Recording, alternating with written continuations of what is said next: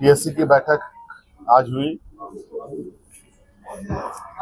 अध्यक्ष के नाते तो मैं था वहां पे, लेकिन माननीय सभी जो हमारे टीएससी के सदस्य हैं, माननीय विधायक, मनोनीत भी लोग हैं, सभी लोगों ने अपनी अपनी बातें रखी है। और राज्य में आदिवासी हितों पर कैसे बेहतर काम किया जा सके,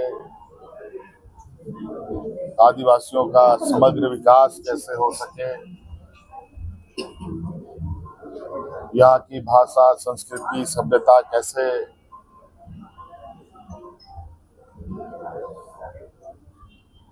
संरक्षित हो सके,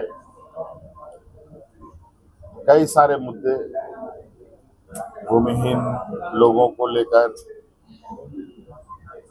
जमीन को लेकर बहुत सारी बातें हैं। और राज्य में जो आदिवासियों को लेकर, इनके जमीन खरीद बिक्री को लेकर थाने की जो बाध्यता है, उसको कैसे देखा जाए, इस पर भी चर्चा हुई। और इन सभी चीजों पर विभाग को दस्तावेज तैयार करने के लिए कहा गया है और उन दस्तावेज के आधार पर आगे के निर्णय। नीति आयोग की बैठक में भी आप झारखंड के हक और अधिकार की बात किस तरह से लेकर जाएंगे, क्योंकि बैठक होनी है दादा, आप उसमें प्रतिनिधि सवाल क्या मुद्दा रखेंगे नीति आयोग? सवाल क्या? विभाग के मंत्री है जिन्होंने केंद्र में पैसा मांगा है, डिमांड नहीं आया, पर्सनली भी मिले फिर भी पैसा नहीं आया, तो क्या इन मुद्दों को भी आप उठाएंगे? पार्टी ने तय किया है कि जरूरत पड़ी तो धरना प्रदर्शन हम करेंगे दिल्ली में।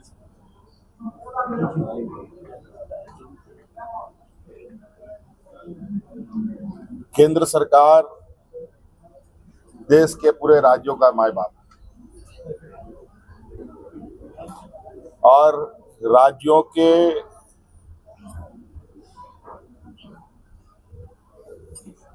समग्र विकास में केंद्र की बहुत बड़ी भूमिका होती है।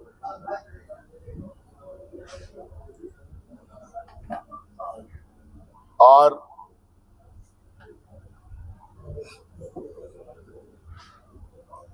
जो राज्य पिछड़े हैं, जो समाज पिछड़ी है, जो वर्ग पिछड़े हैं, उनके लिए भी केंद्र सरकार, राज्य सरकारों को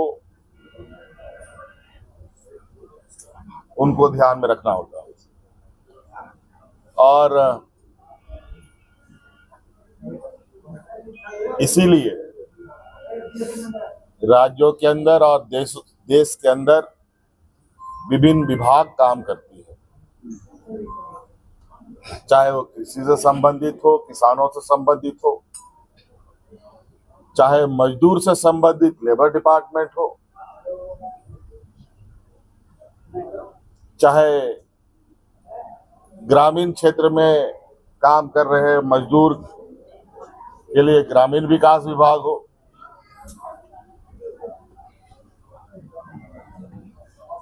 चाहे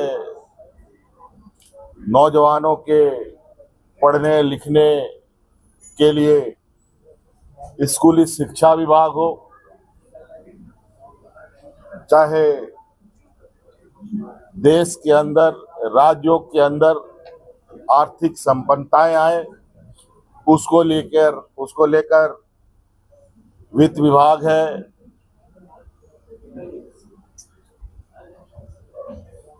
कई तरीके के धन संग्रहण विभाग है। तो सभी चीजें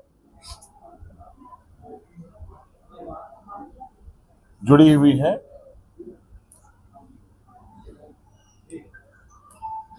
उन सभी चीजों पर बात सर बीजेपी डैम पे भी शामिल नहीं हुई थी ऐसे किस बात में? डैम टीएससी वाला हाइट आपने कम करने का निर्णय लिया है। चंपई सोरेन ने उसको बंद करने का देखिए,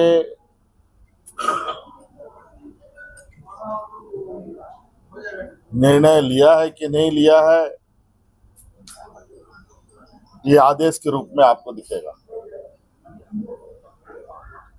चर्चा में आदिवासी हितों से जुड़ी ये एडवाइजरी काउंसिल रही है और आदिवासी हितों पर चर्चाएं हुई हैं और इस विषय पर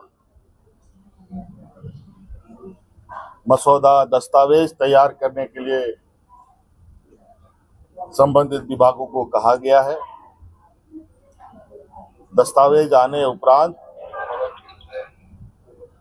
इस पर पूर्ण निर्णय लिए जाएंगे। उसका बाइकआउट तो कैसे देखते हैं आप? अध्यक्ष 2 मेंबर आपके एब्सेंट हो गए। क्या बाबूलाल मरांडी और चंपई सोरेन इस बैठक में शामिल नहीं हुए। ये कोई नई बात थोड़ी है। ये जब जब विपक्ष में रहेंगे तब तक सरकार को सहयोग नहीं करेंगे। मुख्य एजेंडा जितने भी मामले आए तकरीबन राज्य हित में, ट्राइबल हित में रहे थे। आपने कहा कि शराब का जो एजेंडा था, इसमें एक नई व्यवस्था है कि लोग इस विषय पे भी चर्चाएं हुई कि ग्रामीण क्षेत्र में, खास करके ग्रामीण क्षेत्र में चाहे कोई भी समुदाय, सिर्फ मैं ट्राइबल की बात नहीं कर रहा, वो जो है कि गैर कानूनी तरीके से तैयार किया हुआ शराब, जो जिसको कहा जाता है कि अगर हम देसी महुआ की भी बात करें या डी कंपनी जिसको बोले, उसमें जो शरीर को नुकसान कराए वैसे पदार्थ को मिला करके नशा कराने के लिए वैसे शराब का निर्माण किया जा रहा है, जिसकी वजह से जो ग्रामीण परिवेश के लोग हैं, हर समुदाय के लोग 50 साल के आते आते तक में उनके अंदर में शारीरिक क्षमता समाप्त हो जाती है। इस पे कैसे अंकुश लगाया जाए? सरकार क्या अपने अंडर में ले करके उन तमाम विषयों को अपने अंडर में ले करके शराब को केंद्रित सरकार द्वारा नियंत्रित करे, या अभी वर्तमान में चल रहा है जैसे महुआ है कि हर जगह हर प्रमंडल में आपको मिलता है।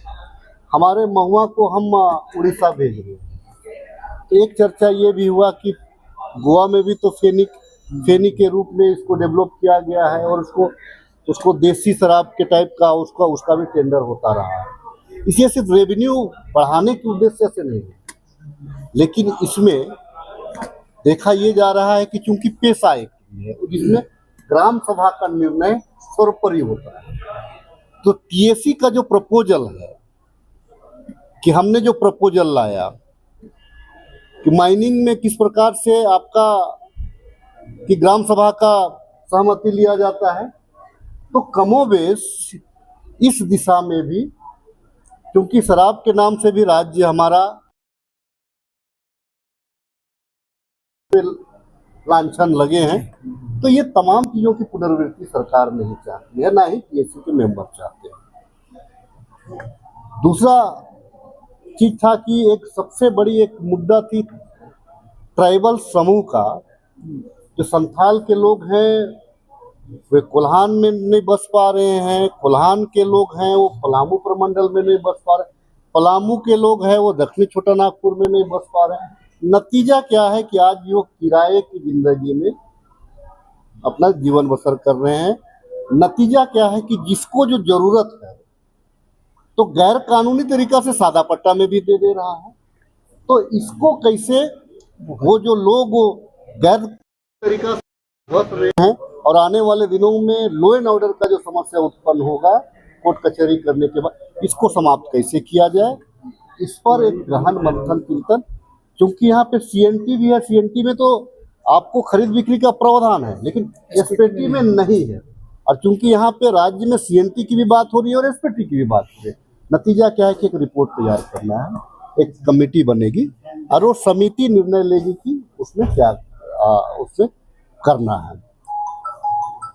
और उसके बाद ये सारी चीजों को फिर से टीएससी में लाया जाएगा। नहीं, आज चूंकि सरकार गठन के बाद में ये पहला मर्तबा जो है टीएससी का बैठक हुआ है।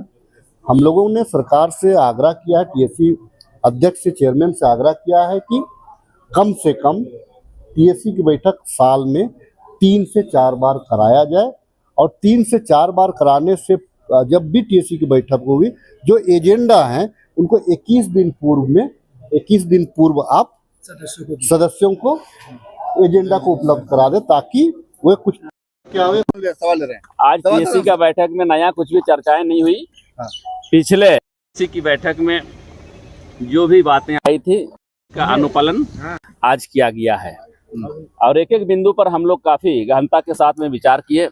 हमारे टीएससी के चेयरमैन साहब को हम लोगों ने अपना अपना क्षेत्र के बारे, इस राज्य के बारे, टीएससी के माध्यम से आदिवासियों को ज़्यादा से ज़्यादा हम लोग किस प्रकार से लाभ पहुंचा पाएंगे, इसी दिशा में चर्चाएं हुई, और टीएससी के अध्यक्ष महोदय ने सारे संज्ञान में लिया है। कौन से बिंदुओं पे दादा, वो थाना की बाध्यता को लेकर के एक सहमति बनी है, लेकिन उसकी रूपरेखा भी क्योंकि यहाँ पर 2 एक्ट बनी है। 1908 में सीएनटी बनी और 1949 में एसपीटी एक्ट बनी। क्योंकि सीएनटी में ज़्यादा बाधाएं आ रही है, क्योंकि थाना क्षेत्र बढ़ते गया, तो उस प्रकार से दायरा अभी राजस्व का थाना क्षेत्र को माना जा रहा है। तो हम लोग यही बात कहे, थाना क्षेत्र का अगर वैधता को माना जाएगा तो पूर्व में सीएनटी 1908 में जो बनी थी, उस समय जो थाना थी, उसी थाना को फिर से रेगुलाइजेशन करके उस काम को आगे बढ़ाया जाए, और आगे हम लोग फिर से देखेंगे, अगर उसको जरूरत पड़ेगा तो राज्य स्तर पर हम लोग उसको करने का काम करेंगे। शराब को लेकर के जो आदिवासी बहुल क्षेत्र, जो 50% अधिक आबादी जो क्षेत्र है, वहाँ पर भी अब क्योंकि ये पहले से नियम है, क्योंकि 50% का आबादी की जो बात है, ये पहले से ही नियम है। हम लोग आज फिर से प्रस्ताव में रखे हैं, इस नियम का अगर अनुपालन नहीं हो रहा है तो सख्ती से उसका अनुपालन करवाया जाए। जहाँ पर भी आदिवासी का 50% है, वहाँ मैंने जनसंख्या है, और वहाँ ये जो विदेशी शराब की जो अभी नए नीति सरकार ने बनाया है, ग्राम सभा उस पर सशक्त है। ग्राम सभा निर्णय लेने के लिए, ग्राम सभा अगर निर्णय लेती है तो उस पर सरकार आगे कार्य करेगी। एक बड़ा सवाल कि बीजेपी ने इस बैठक से खुद को किनारे कर लिया। 2 पूर्व मुख्यमंत्री हैं, बाबूलाल, वो इस बैठक में नहीं आए, आप लोग कैसे देख रहे हैं? क्योंकि दोनों पूर्व मुख्यमंत्री हमारे आदरणीय अभिभावक हैं। बाबूलाल मरांडी इस राज्य का पहला मुख्यमंत्री रहे हैं, चंपाई सोरेन जी भी इस राज्य के मुख्यमंत्री रहे हैं, इसलिए उन दोनों के बारे में हम बहुत कुछ नहीं कहना चाहेंगे। परंतु आज टीएससी में जो भी चर्चाएं हुई, उन लोग अनुभवी व्यक्ति हैं। उन लोग आकर के अगर इस टीएससी के चेयरमैन को और टीएससी के सदस्य होने के नाते टीएससी के द्वारा इस राज्य का बेहतर के लिए, आदिवासियों का बेहतरी के लिए वैसे कुछ अगर सुझाव उन लोगों के द्वारा आज आता, तो निश्चित रूप से टीएससी उस पर अमल करते हुए आगे धरातल पर करने का कोशिश करती, पर उन लोग नहीं आया। किस कारण से, तो दोनों का मामला है। मेसो में संशोधन की बात है, वो बड़ी लड़ाई लड़ने जा रही है सरना धर्म कोड को लेकर। 27 को तमाम जिला मुख्यालयों में जो है वो प्रदर्शन है। देख, चूंकि सारना धर्म के लिए भारत सरकार को हम लोग आज से 4 साल पहले ही विधानसभा में हाउस से सारा पास करके सर्वसम्मति से हम लोग सरना धर्म कोड को लागू करने के लिए भारत सरकार को हम लोग भेजे हैं, और भारत सरकार अब तक उस पर एक कदम भी आगे नहीं बढ़ पाया है। इसलिए सरना धर्म के प्रति भारत सरकार को चिंता नहीं है, और उसको चिंता है यहाँ जनगणना करा करके आने वाला समय यहाँ के आदिवासियों को और विलुप्त करने के लिए। तो इसलिए सरना धर्म कोड जब तक लागू नहीं होता है, तब तक हम लोग झारखंड में जातीय जनगणना का काम यहाँ होने नहीं देंगे। इसका पुरजोर तरीके से विरोध हो रही है, और आने वाला समय पूरे राज्य में 27 मई को बड़े पैमाने पर बृहद तरीके से हम लोग जातीय जनगणना का विरोध करेंगे। वैधता पर सवाल उठता रहा है कि ये टीएससी जो है वैध नहीं है, लेकिन उसके पहले हम बता दें कि इसमें जो महामहिम गवर्नर को हटा के सीएम का किया है, इस बात पर लोग बात उठा रहे हैं, लेकिन इसमें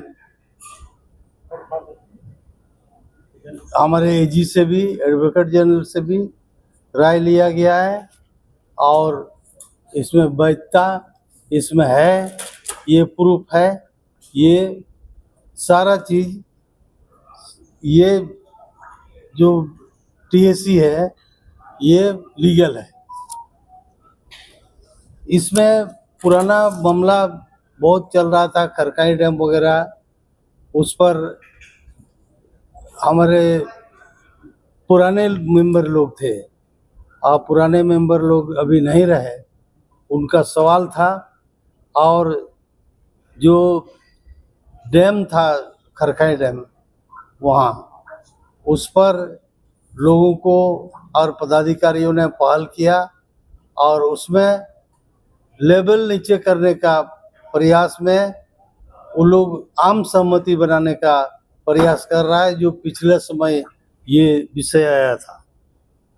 और थाना की वैधता में अभी फैसला नहीं हो पाया है।